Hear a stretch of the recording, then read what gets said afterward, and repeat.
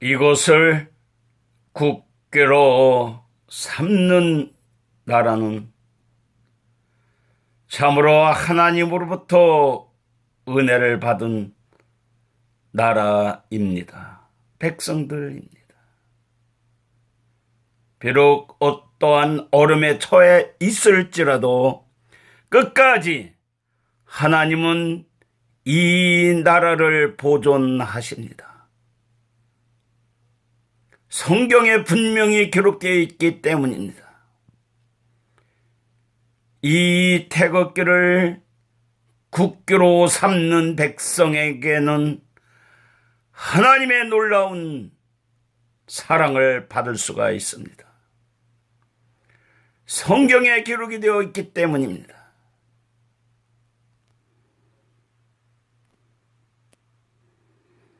인류의 희망은 누구에게나 잘 사는 것이며 건강한 것이며 복받는 것이며 궁극적으로는 천국 가는 것입니다. 그렇다면 천국을 어떻게 가는지를 성경을 통해서 알아보겠습니다. 많은 사람들이 교회 열심히 다니면서 천국 가기를 희망합니다. 교회 다니면서 예수님을 믿고 하나님을 믿어서 모두가 천국 간다면 얼마나 좋겠습니까? 그런데 성경은 그렇게 말씀하고 있지는 않습니다. 마태복음 7장 21절에 주여 주여 한다고 다 천국에 가는 것이 아니요 다만 하늘에 계신 하나님의 뜻대로 행하는 자라야 들어간다고 하셨습니다. 그렇다면 어떠한 자들이 천국에 과연 갈 수 있을까요? 천국은 의인만이 간다고 하였습니다. 그런데 많은 교회에서 죄인이라 함으로 과연 죄인이라고 하는 교회 사람들은 천국에 갈 수 있는지 없는지 성경 말씀을 통해서 알아보기로 하겠습니다. 2018년 7월 3일 윤상용 씀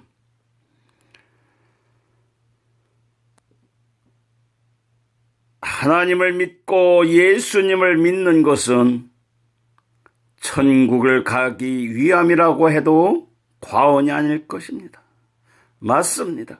그러나 현재 교인들을 보면 천국 가기를 소원하면서도 늘 입가엔 죄인이라고 합니다.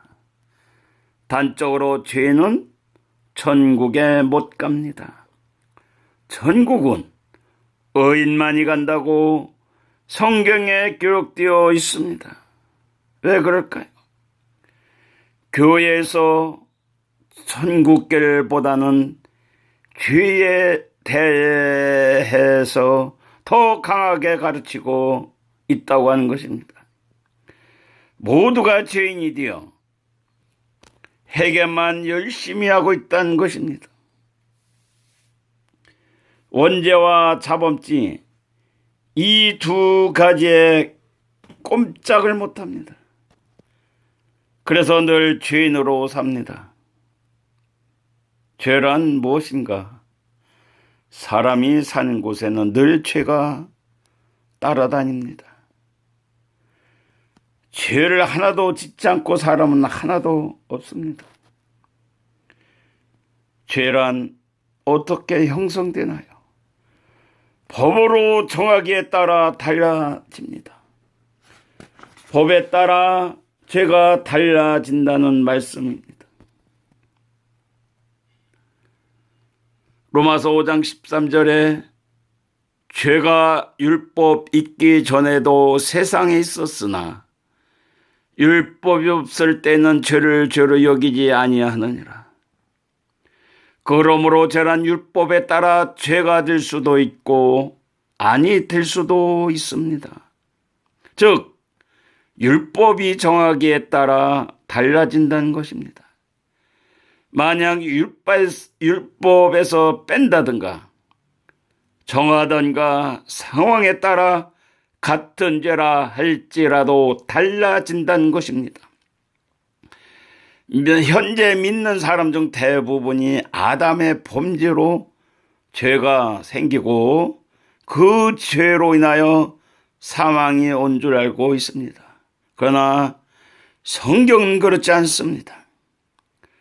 로마서 5장 14절에 그러나 아담으로부터 모세까지 아담의 범죄와 같은 죄를 짓지 않은 한 자들 위에도 사망이 왕노릇하였나니 이와 같이 사망은 죄와 상관없이 행해지고 있습니다. 혹 한 사람의 범죄를 인하여 사망이 그 한 사람으로 말미암아 왕노릇하였다 할지라도 반대로 생명 안에서 왕노릇하리라는 말씀도 있습니다. 로마서 5장 18절에 그런즉 한 범죄로 많은 사람이 정죄에 이른 것 같이 의의 한 행동으로 말미암아 많은 사람이 의롭다 하심을 받아 생명에 이르느니라. 그렇다면 많은 사람들이 죄인이라 하면서 믿음 생활을 하는데, 그렇다면 이 죄의 문제를 해결을 어떻게 해야 하는지 알아보기로 하겠습니다. 죄의 문제 해결 방법, 제목, 사랑은 죄와 법이 없다. 그렇습니다. 사랑하는 곳에는 죄와 법이 없다라는 것입니다. 여러분이 누구를 사랑합니까? 하나님을 사랑합니까? 예수님을 사랑합니까? 그렇다면 하나님과 예수님 사이에는 법이 없습니다. 그러나 사랑보다도 율법을 사랑합니까? 율법을 사랑하면 죄와 상관이 있습니다. 로마서 5장 13절에 죄가 율법 있기 전에도 세상에 있었으나 율법이 없을 때는 죄를 죄로 여기지 아니하느니라. 이사야 54장 5절에 이는 너를 지으신 자는 내 남편이시라. 그 이름은 만군의 여호와시며 내 구속자는 이스라엘의 거룩한 자니라. 온 세상의 하나님이라 칭함을 받으실 것이며. 그렇습니다. 하나님은 우리의 남편이십니다.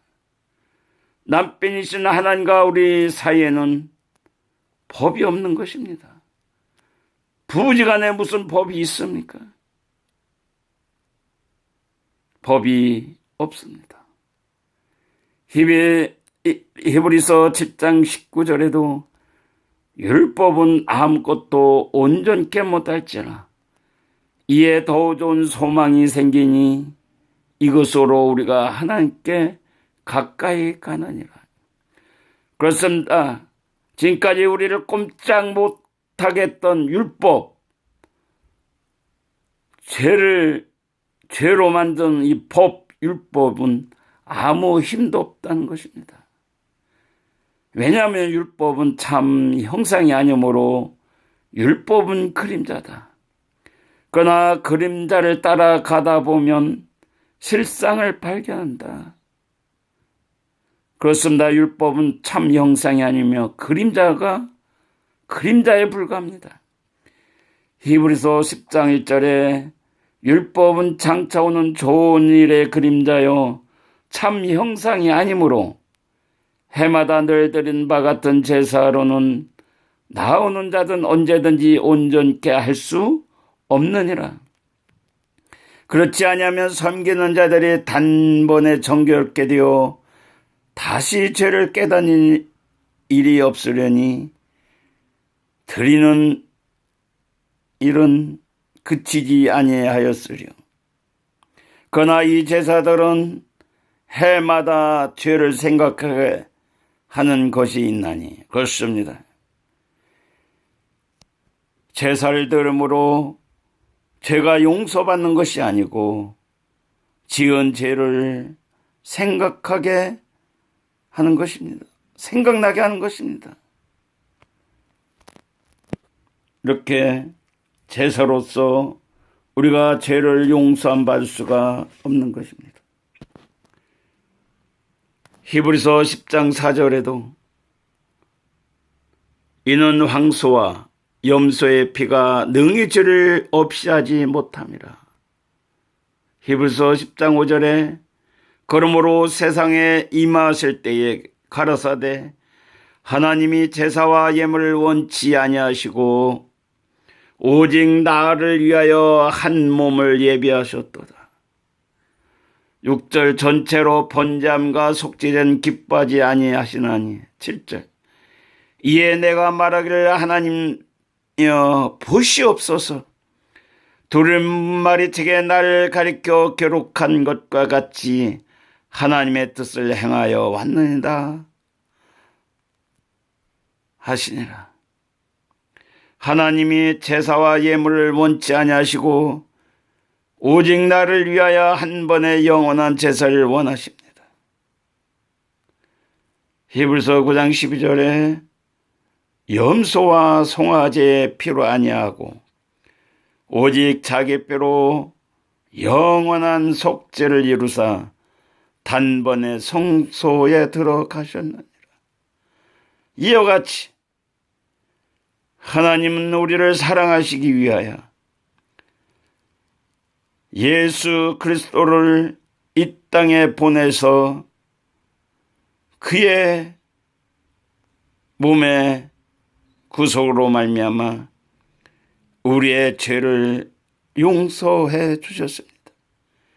우리가 늘 드리던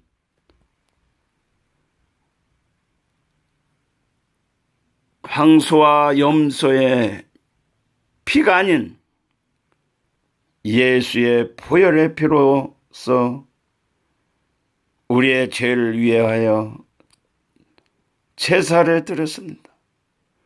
이 한 번의 제사로 우리가 옛날처럼 동물을 잡아 피로 드리는 제사는 이미 끝난 것입니다. 로마서 3장 25절에 이 예수를 하나님이 그의 뼈로 인하여 말미암는 화목제물로 화목하기 위해서 화목제물로 세우셨으니 이는 하나님께서 길이 참으시는 중에 전에 지은 죄를 간과하심으로 자기의 의로우심을 나타내려 하심이니 이처럼 하나님께서는 은혜로 베풀어 주셨습니다. 은혜로 말미암아 우리를 의롭다 하심으로 우리는 하나님의 은혜로 죄인이 아닌 의인으로 믿음을 지킬 수가 있는 것입니다. 다음으로 이어지겠습니다. 감사합니다.